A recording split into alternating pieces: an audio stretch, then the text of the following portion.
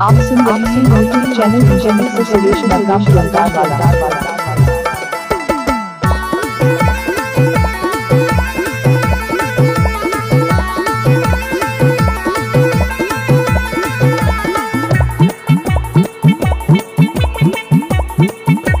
director का नाम है सुरेश मरकम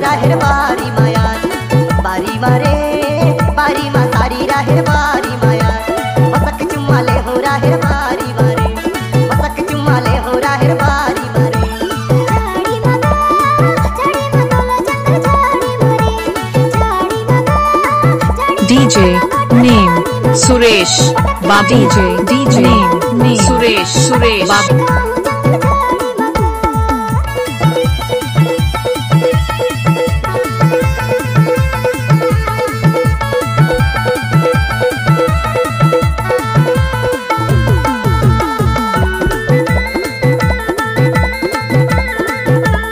DJ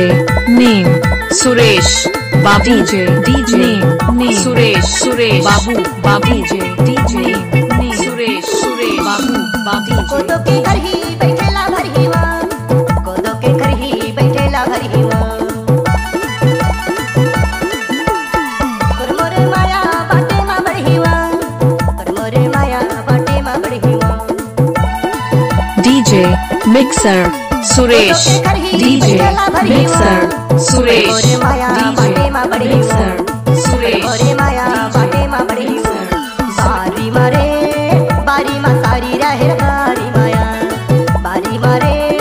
बारी मा सारी रहर बारी सुरेश मरकम बारी मारे पतक चुम्माले हो रहर बारी मारे झाड़ी मगा झाड़ी मतोला जंगल झाड़ी मगा झाड़ी मारे झाड़ी मतोला बाटो झाड़ी मगा पटक मार गवाहू बाटो झाड़ी मगा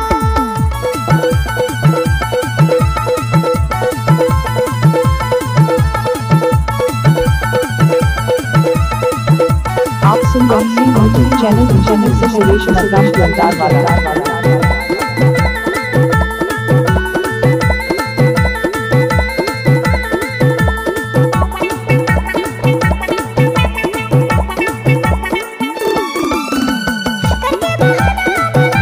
करके बहाना बुलाए बोला रे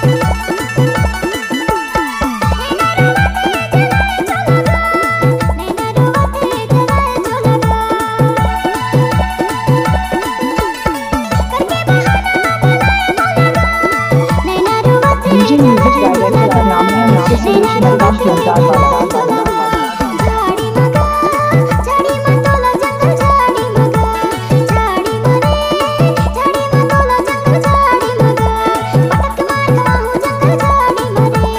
पटक मार गवाहू बाटो झाड़ी मगा बारी मावो बारी मतोला रहर बारी मारे बारी मा सारी रहर बारी माया DJ mixar Suresh DJ mixar Suresh DJ mixar Suresh DJ mixar Suresh DJ mixar Suresh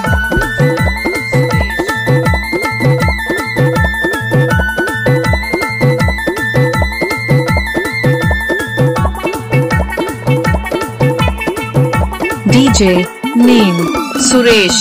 Babu DJ name Suresh Babu DJ name Suresh Babu DJ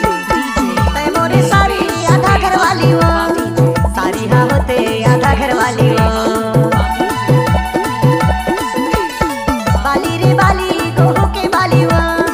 तै मोरे सारी आधा घर वाली वो सारी हाँ होते आधा घर वाली वो बारी मारे बारी मा तोला सारी बारी माया बारी मारे बारी मा सारी राहर बारी माया पटक चुम्माले हो राहर बारी मारे पटक चुम्माले हो राहर बारी मामा झाड़ी मगा